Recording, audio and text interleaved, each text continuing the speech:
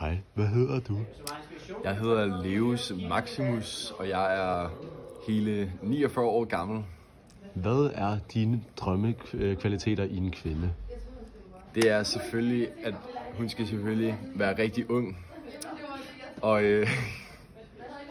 hun skal selvfølgelig være fra den helt perfekte slægt.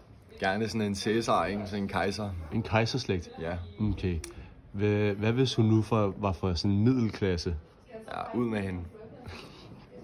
Ja, hun skal også være fødedygtig og kunne have mange børn.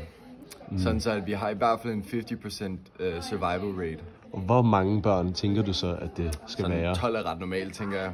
Det kan man godt holde til. Så det skal være 12 børn, der overlever, eller 12 børn, der bliver født? Det er et godt spørgsmål. Lad os være, jeg er lidt barmhjertig, jeg siger 12, der bliver født. Okay, så du vil gerne have omkring 6 børn i alt? Ja. Okay.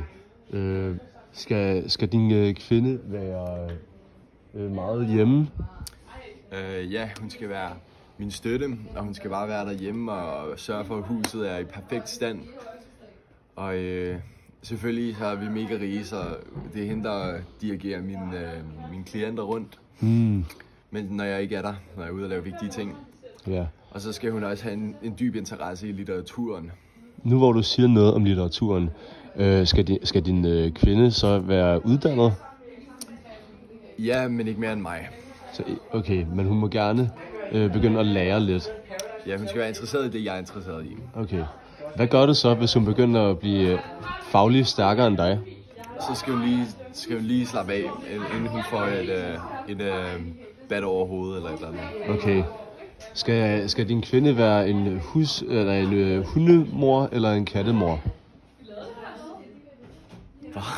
Skal hun kunne lide katte eller hunde? Det lyder lidt tilfældigt, men vi ved jo alle sammen, at katte er finere end de beskidte hunde. Så du vil gerne have, at hun kan lide katte. Hvad gør du så, hvis hun medbringer 3 hunde? Så dræber vi dem og spiser dem til aftensmad. Okay. Det var det for en interview.